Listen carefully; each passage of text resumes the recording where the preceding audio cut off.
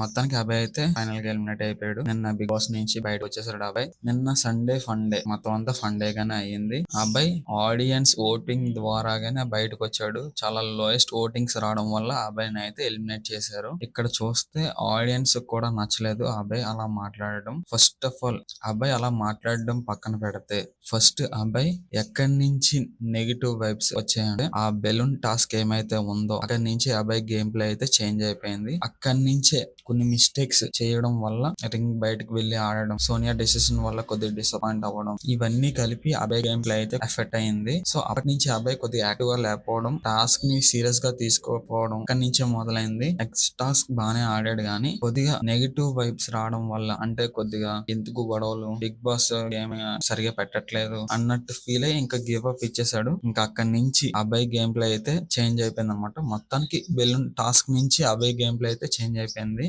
అబ్బాయి first week second week అయితే చాలా బాగా ఆడాడు, చాలా యాక్టివ్ గా ఉన్నాడు. అబ్బాయి కూడా నేను టాప్ 5 లో ఉంటాడని నేనైతే అనుకున్నాను, కానీ థర్డ్ వీక్ లోనే ఎలిమినేట్ అయిపోయాడు. మొత్తానికి అబ్బాయి నోటి దోల వల్లే బయటకు వచ్చేసాడు. అబ్బాయి కూడా అది ఒప్పుకున్నాడు. నేనే లిమిట్ క్రాస్ అయిపోయాను, అందరికి చెప్పి నేనే ఆ బౌండరీస్ దాటేసాను అని చెప్పేసి ఒప్పుకున్నాడు. ఆన్ స్టేజ్ మీద అయితే బ్లాక్ రోజెస్ ఇచ్చాడు అబ్బాయి. ఫస్ట్ బ్లాక్ రోజ్ ఇచ్చింది అయితే విష్ణుప్రియకి. విష్ణుప్రియ గురించి అయితే కరెక్ట్ గా చెప్పాడు. విష్ణుప్రియ ఆ వర్డ్స్ తెలియకుండా మాటలు అనేస్తది వేరే వాళ్ళని, ఆ మాటలకి వాళ్ళు హర్ట్ అవుతారు. సో ఆ విష్ణుప్రియ మళ్ళీ ఆ మాట తెలుసుకుని, ఓ ఇంతన్నా సారీ అని చెప్పి మళ్ళీ వాళ్ళ దగ్గరికి వెళ్ళి సారీ చెప్పింది. సో ఇక్కడ మెయిన్ పాయింట్ ఏంటంటే, తెలియకుండా మాట్లాడేసి సారీ చెప్పడం అది విష్ణుప్రియ తప్పు. అది విష్ణుప్రియ అర్థం చేసుకోవాలి. అభయ్ అయితే కరెక్ట్ గా పాయింట్ చెప్పాడు. సెకండ్ బ్లాక్ రోజ్ ఇచ్చింది మణికంఠకి. మణికంఠ గురించి కూడా కరెక్ట్ గా చెప్పాడు. మణికంఠ, ప్రేరణ, విష్ణుప్రియ వీళ్ళ మధ్యన జరిగిన సీన్ ఏవైతే ఉందో అలాంటి సీన్స్ లో కొద్దిగా అవాయిడ్ చెయ్యి, మధ్యలో నువ్వే ఇరుక్కుంటావు, కొద్దిగా అలాంటివి అవాయిడ్ చెయ్యి అని చెప్పాడు. అది కూడా కరెక్ట్ పాయింట్.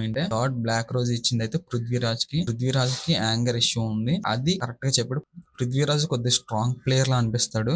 ఆపోనెంట్ వాళ్ళు కొద్దిగా భయపడతారు పృథ్వీరాజ్ గేమ్ లో ఉన్నాడంటే, ఆ టాస్క్ లో ఉన్నాడంటే.